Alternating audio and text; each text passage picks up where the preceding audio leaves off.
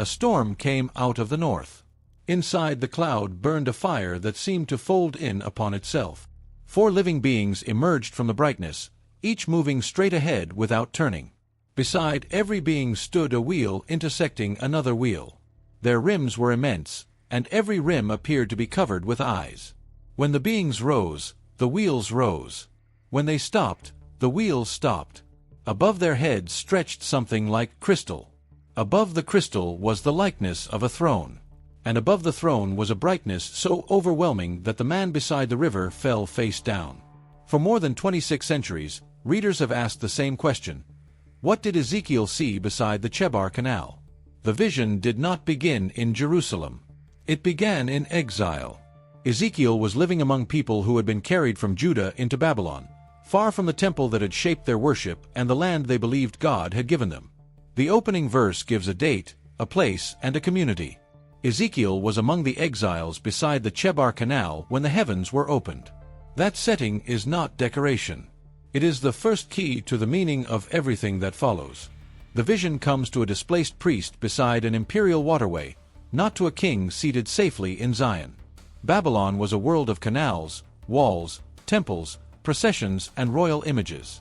Its cities proclaimed that its gods and armies had prevailed. Jerusalem had been wounded, many of its people had been deported, and the final destruction of the city still lay ahead. To an exile, distance could feel theological. Had the God of Israel remained behind in Jerusalem? Had Babylon carried the people beyond the reach of his presence? Were the conquerors now masters of history? Ezekiel 1 answers those questions before it explains the future. The answer arrives as movement. The glory that the exiles associated with the sanctuary appears beside them in a foreign land. The language of the chapter is careful from the beginning. Ezekiel repeatedly says that he saw the likeness of something, the appearance of something, or something that looked like something else. He is not giving an engineer a blueprint. He is using earthly comparisons to describe a reality that exceeds ordinary categories. It was like gleaming metal. It was like crystal. It was like sapphire. It was like a rainbow. The repetition is a warning against false certainty. The prophet saw something real, but the words available to him remained comparisons. Any visual reconstruction must therefore be honest about where the text ends and artistic imagination begins. The first movement comes from the north, a storm wind, a great cloud, fire flashing continually and brightness surrounding it. In the center was something like glowing metal in the heart of the fire. The north later becomes the direction from which judgment threatens Jerusalem, yet the chapter does not stop to explain every symbolic possibility of the compass. What matters immediately is that the cloud is approaching. The vision is not a static object placed before Ezekiel. It advances with wind, flame, light, and sound. Heaven is not distant or passive. Something is arriving. From the fire came 4 living creatures. Ezekiel says they had a human likeness, but nearly every detail prevents us from reducing them to ordinary human beings. Each had 4 faces and 4 wings. Their legs were straight. The soles of their feet resembled the sole of a calf's foot and shone like burnished bronze. Beneath their wings were hands with a human form. Their wings touched one another as they moved.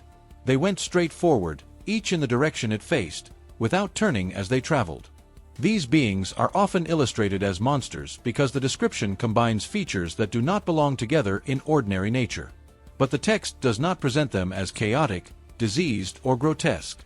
Their movement is ordered. Their posture is controlled. Their brightness communicates celestial splendor. Later, in Ezekiel 10, the prophet identifies the living creatures as cherubim. That identification matters because modern art often reduces a cherub to a small winged infant. Biblical cherubim are not babies. They are throne guardians associated with the presence and holiness of God. Each living creature had 4 faces, a human face, a lion's face, an ox's face, and an eagle's face. Ezekiel does not provide a caption explaining what each face means.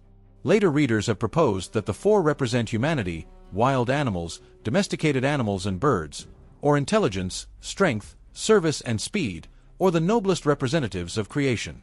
Those interpretations can be suggestive, but they remain interpretations. The text's clearest point is functional. A being with faces oriented in 4 directions can move toward any direction without turning its body. The number 4 also fits the vision's repeated emphasis on completeness of direction. There are 4 living creatures. Each has 4 faces. The wheels can move toward 4 directions. Later biblical imagery can use 4 winds or 4 corners to describe the breadth of the world. It is reasonable to see universal reach in the pattern, yet Ezekiel never pauses to give a numerical dictionary. The safest conclusion is visual and theological. Nothing in the scene is trapped facing one way. The throne's servants are ready to move wherever divine purpose directs. The wings deepen that impression. 2 wings of each creature stretch outward and touch the wings of the beings beside it. 2 cover the body. When they move, Ezekiel hears the sound of their wings like the roar of many waters, like the voice of the Almighty, and like the sound of an army. When they stop, they lower their wings. The rhythm alternates between overwhelming motion and sudden stillness. The beings are powerful, but they are not independent. Their movement answers a command above them, and their silence makes room for the voice that comes from over the expanse. Between the living creatures moved something that looked like burning coals and torches. Fire moved back and forth among them, bright and flashing with lightning. The creatures themselves darted to and fro like flashes of lightning. This is not a calm pastoral vision. Light does not simply illuminate the scene, it moves through it. Yet even the fire belongs to an ordered court. The same vision that terrifies Ezekiel refuses the idea that divine power is uncontrolled chaos. Every element has a place. Beings below, an expanse above, a throne above the expanse, and a radiant presence above the throne. Then Ezekiel notices the wheels. 1 wheel stood on the earth beside each living creature. The wheels appeared to shine like beryl, a precious stone whose exact ancient color is debated, but which suggests a luminous green gold or sea-colored brilliance. All 4 wheels had the same appearance. Their construction looked like a wheel within a wheel. They could move in any of 4 directions without turning as they went. The description has inspired paintings, mystical texts, mechanical diagrams, and, in modern times, claims about machines from another world. But the chapter never calls the vision a machine, aircraft, or spacecraft. Those labels come from later interpreters bringing modern categories to an ancient prophetic text. Ezekiel describes wheels because wheels belong to movement and royal transport. Elsewhere in the ancient world, thrones and divine processions could be imagined with chariots. Later Jewish readers would speak of Ezekiel's throne chariot vision, often using the word Merkabah, meaning chariot. Even that useful label is an interpretation of the whole arrangement. Ezekiel himself never stops and says, "This was a chariot." He reports what the forms resembled and how they moved. The phrase wheel within a wheel is also easier to exaggerate than to understand. It may describe 2 rings crossing at right angles, allowing motion in multiple directions. It may describe a more complex concentric construction. The text does not give an angle, diameter, or material specification. Its emphasis is not on how a craftsman could reproduce the object. The emphasis is on unhindered movement. The wheels do not need to rotate the entire throne toward a new destination. Like the 4-faced creatures, they can proceed directly wherever they are sent. Their rims were high and awesome, and the rims of all 4 were full of eyes. In Ezekiel 10 the language becomes even more extensive. The bodies of the cherubim, their backs, hands, wings, and the wheels are described as full of eyes all around. This is one of the most unforgettable images in Scripture. Yet the eyes should not automatically be turned into biological horror. In prophetic symbolism, eyes naturally suggest awareness, watchfulness, and perception.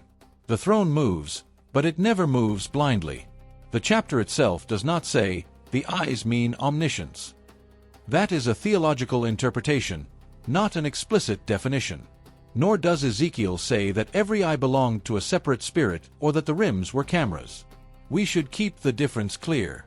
The text gives the image, eyes all around. The wider vision gives the context. These forms belong beneath the throne of the God whose glory fills Ezekiel's sight. From that relationship, generations of readers have understood the eyes as a sign that divine rule sees every direction and misses nothing. The wheels are sometimes called ophanim in later tradition, using the Hebrew word for wheels. They are also sometimes described online as a special rank of angels. Ezekiel is more precise and more restrained. He calls them wheels. He says the spirit of the living creatures was in the wheels. He does not introduce them as four independently named angels. Ezekiel 10 identifies the living creatures as cherubim, while the wheels remain closely united to their movement. The safest reading is that the wheels belong to the living throne apparatus and share in the animation of the cherubim. That unity is repeated 3 times. When the living creatures moved, the wheels moved beside them. When the creatures rose from the earth, the wheels rose. Wherever the Spirit wanted to go, they went, and the wheels rose along with them, because the spirit of the living creatures was in the wheels. When the creatures stood still, the wheels stood still. This is not the motion of separate beings arguing over direction. It is coordinated life. The vision communicates a government in which perception, power, and movement operate as one. Above the heads of the living creatures was the likeness of an expanse, shining like awe-inspiring crystal. The word can evoke the firmament of Genesis, the great spread that separates waters and forms the architecture of the created heavens. Ezekiel sees it extended over the beings. Beneath it, their wings move and thunder. When they stop and lower their wings, a voice comes from above. The hierarchy becomes unmistakable. However powerful the cherubim and wheels appear, they are below the expanse. They carry and respond. They do not occupy the highest place. Above the expanse was something like a throne, with the appearance of sapphire. Above the likeness of the throne was a likeness with a human appearance. Ezekiel sees brightness like glowing metal, fire enclosed within, and radiance all around. He then compares the surrounding brightness to a rainbow in a cloud after rain. Finally, he tells us what the whole vision means. This was the appearance of the likeness of the glory of the Lord. Every protective phrase remains in place: appearance, likeness, glory, because the prophet will not pretend that God has been reduced to a portrait. For that reason, a responsible film should not turn the throne into a detailed human figure whose face claims to show God.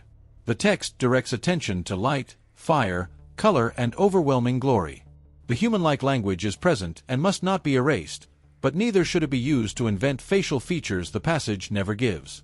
The vision reaches its summit in presence, not anatomy. Ezekiel's response confirms the difference. When he sees it, he falls on his face. The fall is not a dramatic flourish. It is the proper human scale beneath the vision. Ezekiel does not walk among the wheels like an engineer inspecting a device. He does not climb the throne or question the cherubim. He collapses, and then he hears the voice of one speaking. The image that has fascinated artists for centuries is only the doorway to a commission. The glory appears because Ezekiel is about to be sent to a stubborn people with words they may refuse to hear. This changes the purpose of the mystery. If we ask only how the wheels were constructed, we may miss why they appeared. The displaced priest is being called to speak from exile. The mobile throne shows that divine authority is present in Babylon before Ezekiel delivers a single warning. The God who sends him is not trapped behind Jerusalem's walls.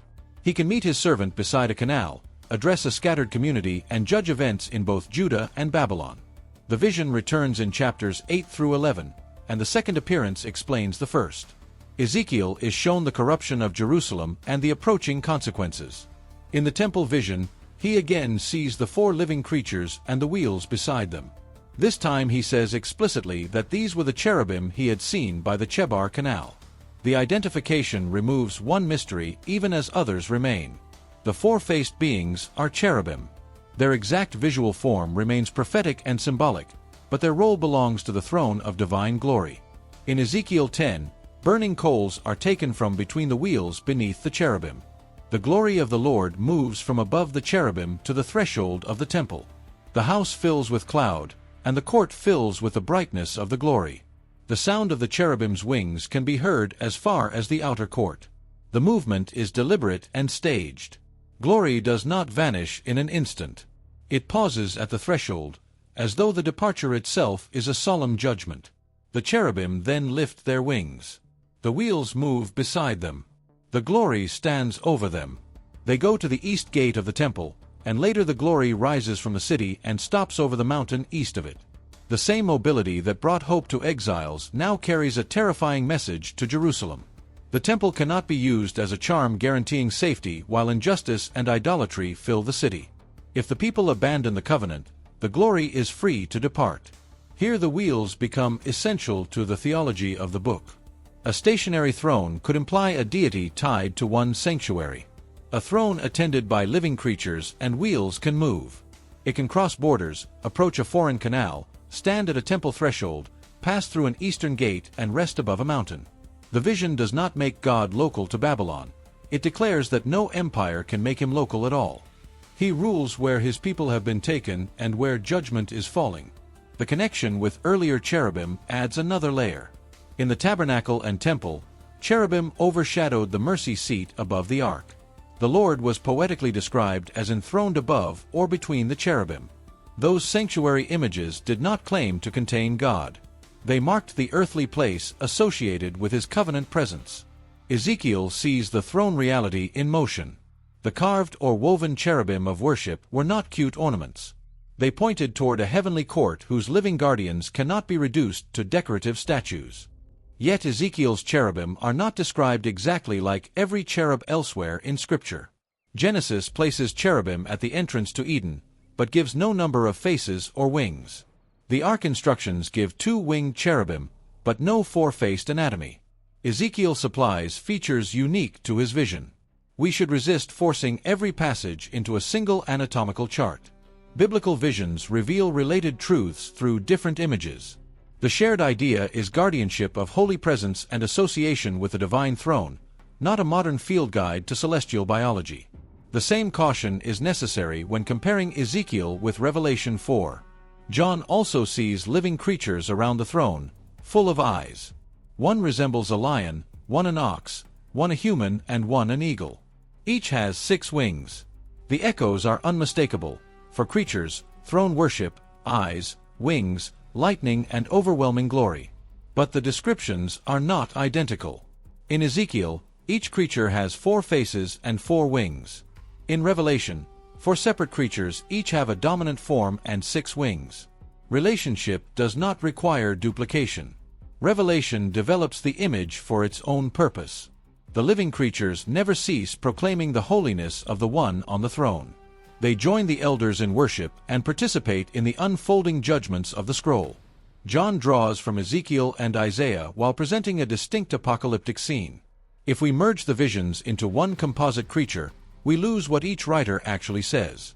The safer approach is to let the echoes strengthen the theme. The throne is living, watchful, worshipped, and active throughout Scripture. Some modern interpreters have treated Ezekiel's wheels as evidence of extraterrestrial technology. The appeal is understandable. A radiant object descends from the sky, produces noise and light, contains unusual beings, and moves in impossible directions. But resemblance to modern science fiction does not settle genre or meaning. Ezekiel wrote as a priest and prophet within the symbolic world of Israel's scriptures. His vision culminates in the glory of the Lord, leads into a prophetic commission, and later reappears in the temple judgment. Any interpretation that explains the wheels while ignoring the throne has explained the least important part and missed the center. That does not mean readers must pretend the vision is easy. Ezekiel chose language that remains startling. Wheels rise from the earth. Rims are full of eyes. Creatures combine human and animal faces. Fire moves among them. Crystal stretches overhead. A sapphire-like throne stands above. The strangeness is part of the message because ordinary political language would be too small. Babylon's king may sit on an impressive throne, but Ezekiel sees a throne whose servants move like lightning and whose sound overwhelms armies. The vision also challenges the assumption that spiritual realities should look soft or familiar. The cherubim are holy, but they are not domesticated. The eyes are watchful, not sentimental. The wheels express freedom of movement, not comfort. Ezekiel is strengthened to hear, but first he is brought to the ground. Biblical law includes beauty, order, and terror at once. The rainbow-like radiance does not erase the fire. The fire does not erase the covenant sign of mercy. Years later, Ezekiel sees the glory return. In chapter 43, after long visions of restoration and a renewed temple, the glory of the God of Israel approaches from the east. Its sound is like the sound of many waters, and the earth shines with glory. Ezekiel says the appearance was like the vision he saw when he came to destroy the city and like the vision beside the Chebar Canal. He falls on his face again. The glory enters by the eastern gate, the direction through which it had departed. Departure was not the final word. The mobile glory that left because of corruption returns in the vision of restoration. The wheels therefore belong to more than judgment. They belong to freedom, presence, and return. God is not imprisoned in a ruined building, nor is he permanently absent from a restored people. The throne can leave, accompany, judge, and return according to divine purpose. The movement carries both warning and hope. What, then, did Ezekiel see beside the river? He saw 4 living creatures later identified as cherubim. He saw wheels intersecting wheels, able to move in every direction, with towering rims full of eyes. He saw the creatures and wheels animated together by one spirit. He saw an expanse like crystal, a throne like sapphire, and the appearance of the likeness of divine glory above it. Those are the elements the text gives us. Their exact physical reconstruction remains beyond us. Were the wheels angels? Ezekiel does not call them that. Were they a spacecraft? Ezekiel does not call them that either. Were they part of a throne chariot? That is a strong and ancient interpretation of how the whole vision functions, especially because the glory moves with cherubim and wheels. But the deepest meaning does not depend on choosing a mechanical diagram. The throne of God is not stuck in Jerusalem. It sees, moves, and rules in every direction. Why were the rims full of eyes? The passage never hands us a one-sentence definition. Within the vision, the image fits complete awareness. Nothing escapes the reach of the moving throne. The exiles are seen. Jerusalem's hidden corruption is seen. Empires are seen. The prophet beside the canal is seen. The eyes do not merely make the wheels frightening, they make the movement intelligent. Divine presence arrives with perception. Why 4 faces and 4 directions? Again, Scripture gives the image rather than a final glossary. The beings embody a creation broader than one species and a mobility broader than one road. They never need to turn away from the throne's command in order to obey it. Their many faces, wings, and movements all serve the presence above them. The creatures are astonishing, but they are servants. And why did this vision come to an exile? Because exile had created the question the vision answered. The people had lost land, security, and access to the temple. They had not moved beyond the reach of God. Before Ezekiel speaks of dry bones receiving breath, before he describes a restored shepherd, and before he sees a river flowing from a renewed sanctuary, he sees the throne arrive beside Babylonian waters. Presence comes first. That order would have challenged both despair and false confidence. Despair said that defeat had carried the people outside divine concern. The vision answers with glory beside the canal. False confidence said that possessing the temple guaranteed protection regardless of how the people lived. The later departure vision answers with glory leaving the sanctuary. The same wheels confront both errors. They carry presence toward the displaced and carry judgment away from a corrupted center. Geography cannot imprison holiness, and religious architecture cannot bargain with it. For the exiles, this meant that faithful life could begin before circumstances were repaired. Ezekiel received his commission while Babylon still stood, Jerusalem still faced disaster, and restoration remained distant. He was not asked to wait until the political map looked hopeful. The throne had already crossed the distance. The watchful eyes, unrestricted movement, and voice above the expanse established the authority behind his message. The empire controlled the canal, but it did not control the heavens opened above it. The wheels full of eyes remain mysterious because their form cannot be flattened into ordinary experience. But their message is remarkably clear. The throne sees. The throne moves. The throne is holy. The throne is not owned by any city or empire. Judgment cannot trap it, exile cannot distance it, and human architecture cannot contain it. Ezekiel falls before the glory, then rises to speak because the God of the temple has found him beside the river. The final image is therefore not a machine hovering over frightened people. It is a displaced servant hearing a voice beneath a sovereign sky. Around him stand the symbols of Babylonian power, but above them all is another government, living, ordered, watchful, and free. The wheels turn without turning aside. The cherubim rise. The expanse shines. The throne advances. And the man who thought he was far from home discovers that he was never beyond the reach of the one who called him.